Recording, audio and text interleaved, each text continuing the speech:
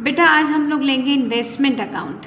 Investment account एक बहुत ही important और बहुत ही इंटरेस्टिंग टॉपिक है, राइट। तो हम आज ये देखेंगे कि इन्वेस्टमेंट अकाउंट में क्या क्या एंट्रीज होती हैं, किस तरह से उसे ट्रीट किया जाता है ना। आज हम ये सब देखेंगे। तो सबसे पहले आपको बता दूं कि investment is a economic activity. Why we are saying this is economic activity?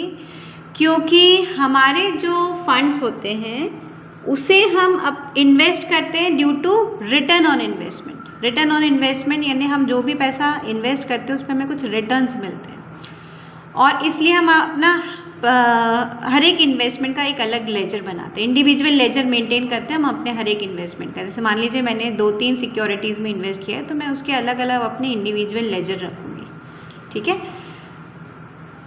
अब देखिए, जो रिटर्न ऑन इन्वेस्टमेंट की बात है तो ये रिटर्न ऑन इन्वेस्टमेंट हमें मिलता है 2 फॉर्म में, इंटरेस्ट और डिविडेंड, राइट। तो ये 2 में इंटरेस्ट या डिविडेंड किसी भी एक फॉर्म में मिल सकता है, लेकिन ये कैसे पता चलेगा किस पे क्या मिलता है? तो जनरली डिबेंचर्स पे we are receiving interest, bonds पे we are receiving interest, and government and non government securities पे वी आर रिसीविंग इंटरेस्ट। तो इन सिक्योरिटीज़ पे क्या मिलता है? इंटरेस्ट। तो यदि क्वेश्चन में लिखा है डिबेंचर या बॉन्ड्स तो obviously we have to pass the entry of interest. और शेयर्स में मिलता है डिविडेंड। ओके, तो रिटर्न ऑन इन्वेस्टमेंट किस फॉर्म में मिलता है? इंटरेस्ट और डिविडेंड के फॉर्म में मिलता है। और किस पे क्या मिलता है ये अब आपको क्लियर हो गया, राइट। इस इंटरेस्ट और डिविडेंड के कारण ही क्या करते हैं हम? इन्वेस्टमेंट करते हैं। अब इन्वेस्टमेंट का जो नेचर है वो 2 तरह का है। एक्चुअली इन्वेस्टमेंट तो चाहे करेंट इन्वेस्टमेंट हो चाहे लॉन्ग टर्म, ये दोनों नेचर हैं, लेकिन दिखेगा बैलेंस शीट के एसेट साइड ही। लेकिन हम कैसे डिसाइड करेंगे दिस इज अ करेंट और लॉन्ग टर्म? तो according to duration. Within 1 year if we are purchase and sale of the security then this is a current investment. If more than 1 year हमने मतलब purchase करके रख लिया, अभी हमने cell नहीं किया विद इन 1 year, तो this is a long term investment. Okay, then sale or purchase price of investment. How can we decide the sale or purchase price of the investment? तो 3 condition में we can sale or purchase of the investment: at par, at discount and at premium. At par में मैंने लिया हुआ है, देखिए example कि 100 is face value, then if market value is 100 then face and market value both are same, तो we can say कि this is at par. We can sale or purchase of the securities. If suppose 100 is face value but we purchase or sale of the security at 90 or 95, then this is the less of the face value, then we can say this is the discounted value or transaction is done at discount. Or suppose 100 is your face value and we purchase or sale of securities on 102 or 104, which is more than 100, then we can say कि this is the transaction at premium. Okay? तो this is the basic of the, ये आपको इसलिए बता रही हूँ क्योंकि यदि क्वेश्चन में लिख के आता है तो आप ही को गैस करना है कि मुझे क्या करना है, ठीक। उसने लिखा है कि सपोज फेस वैल्यू से प्रीमियम पे था 2 रुपीज़, तो you have to identify the sale price is 102 because face value is 100 and 2 rupees is premium amount, then you have to decide the sale price is 102. Okay, then interest on investment. This is a very interesting and very complicated part of the investment. लोग बच्चे इसमें बहुत परेशान होते हैं. देखिए, interest के लिए हमने इन्वेस्टमेंट किया, इसलिए इस पार्ट को समझना बहुत अच्छे से ज़रूरी है. पहली बात इसमें जो ध्यान रखने की है, interest is always calculated on face value of investment. कभी जैसे हमें क्वेश्चन में फेस वैल्यू गिवन होगी और हमें क्वेश्चन में मार्केट वैल्यू भी गिवन होगी, है ना. तो हमें किस पे कैलकुलेट करना है? Interest always on the face value, right. In case of debentures, in case of bonds, interest rate is already given. तो इंटरेस्ट किस पे निकालना है? फेस वैल्यू पे निकालना है, मार्केट वैल्यू पे कभी नहीं निकालना है. ये आपको ध्यान रखना है, ठीक है. इंटरेस्ट के केस में बता रही हूँ मैं आपको. सेकेंड चीज़ क्या ध्यान रखना है कि mostly interest is payable half yearly. Half yearly का मतलब होता है जैसे साल भर का जो इंटरेस्ट है वो कंपनी क्या करती है? आधा आधा करके दे देती है. मतलब यदि उसको मान के चलिए कि उसको आपको 1000 रुपीज़ का इंटरेस्ट देना है ईयरली, उसका 1000 रुपीज़ का इंटरेस्ट बन रहा है, तो वो इसको 2 डेट्स को दे रही है. फॉर एग्जाम्पल 30th सितंबर और 31st मार्च. 31st मार्च और 31st सितंबर को उसने क्या किया? ये 2 डेट्स को उसने आपको 500 और 500 करके टोटल 1000 का पेमेंट कर दिया. 1000 उसे देना था, 1000 कब देता है इकट्ठा? जब साल में एक बार देता, मगर मोस्टली केसेस में आपको हाफ ईयरली मिलेगा। और ये जो 2 डेट्स होती है ये भी क्वेश्चन में गिवन होती है। मतलब 500 वो 30 सितंबर को पे कर देगा और 31 मार्च को 500 पे कर देगा, और ऐसे करके टोटल 1000 ही paid as interest to their investors.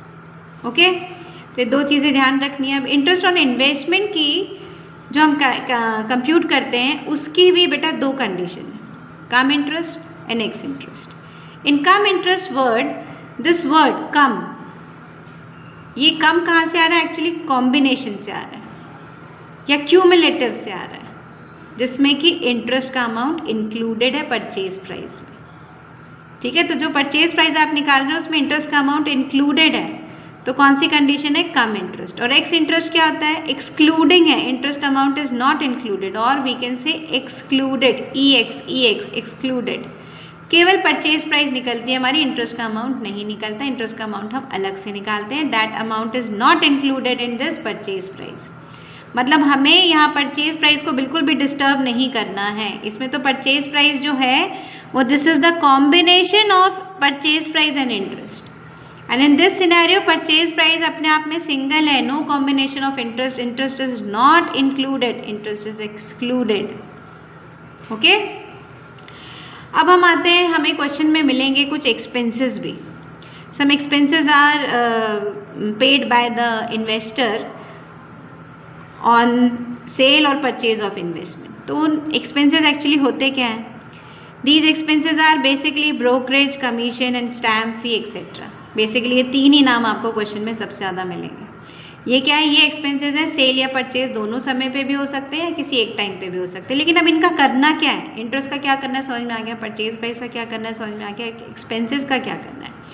तो सपोज ये एक्सपेंसेस यदि हमें गिवन है सिक्योरिटी के सेल या परचेज के टाइम पर, तो यदि परचेज हो रहा है तो क्या करना है? All expenses should be added in purchase price. जितने भी एक्सपेंसेस सेपरेटली गिवन है, वी हैव टू इंक्लूड और we have to add in purchase price these expenses. And in the time of sale, sale के समय पे all expenses should be deduct from the sale price. तो जो भी sale price given होगी, जैसे लिखा होगा कि 25 debentures are sold in 102 rupees each, तो आपने जो भी सेल प्राइस निकाली उसमें से एक्सपेंसेस क्या होंगे? सब्सट्रैक्ट होंगे, and in the time of purchase ये एक्सपेंसेस क्या होंगे? ऐड होंगे। ठीक है, लेकिन एक्सपेंसेस यदि इस फॉर्म में नहीं दिए हैं, एक्सपेंसेस यदि परसेंटेज के फॉर्म में दे दिए हैं आपको, तब आप क्या करेंगे?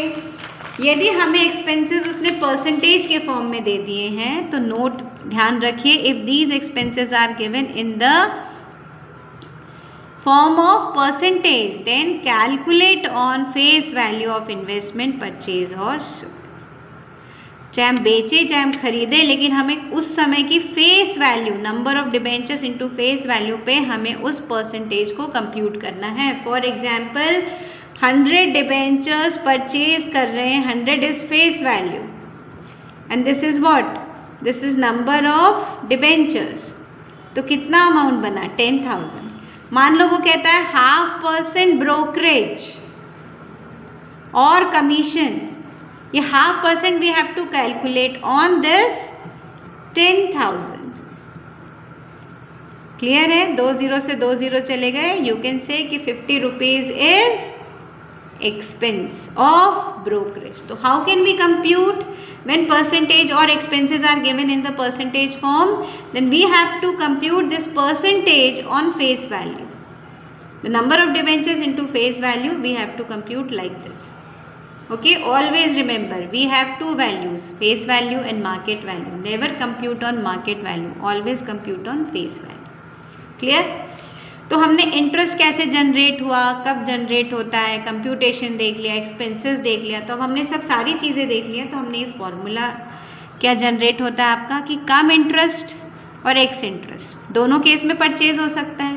यदि कम इंटरेस्ट में परचेज है तो purchase price plus purchase expenses, इसमें क्या है, cumulative combination of purchase price और इंटरेस्ट है, तो you have to subtract of interest amount. बस यदि एक्स इंटरेस्ट है तो इसमें एक्सक्लूडिंग है आपका इंटरेस्ट, कहीं भी ऐड नहीं है, तो आपको उसको इग्नोर करना है। परचेज प्राइस में बस एक्सपेंसेस ऐड किए, हो गया।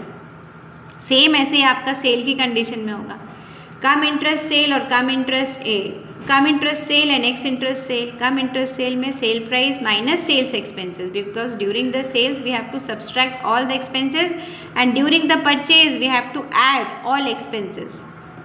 Either this is X or come or X interest, but we have to add purchase expenses during the purchase and during the sale.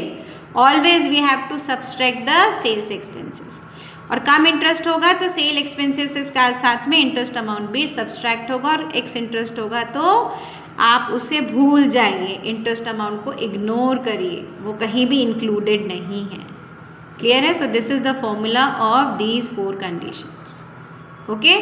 And by default, ध्यान से सुनिए, बाय डिफॉल्ट यदि question में वो कुछ नहीं बोल रहा है कि कम इंटरेस्ट है कि एक्स इंटरेस्ट है, then we have to consider cum word, cum interest ही रहेगा. ठीक है? तो by default we have to consider only cum interest condition. यदि क्वेश्चन में कुछ नहीं कहा है तो आप उसको कम इंटरेस्ट की तरह ही पूरा कैलकुलेट करेंगे. Always remember. ओके.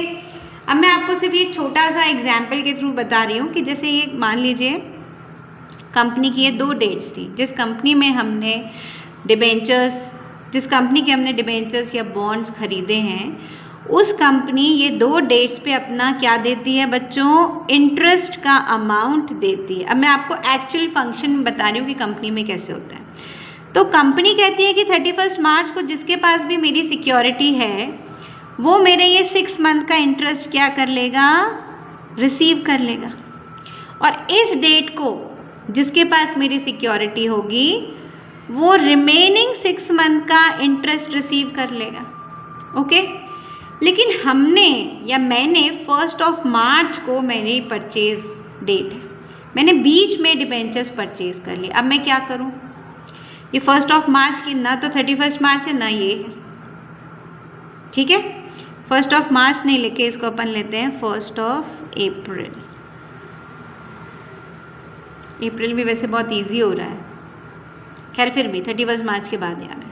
31 मार्च को जिसने भी जिसके पास भी था सिक्योरिटी उसने 6 मंथ का इंटरेस्ट रिसीव कर लिया.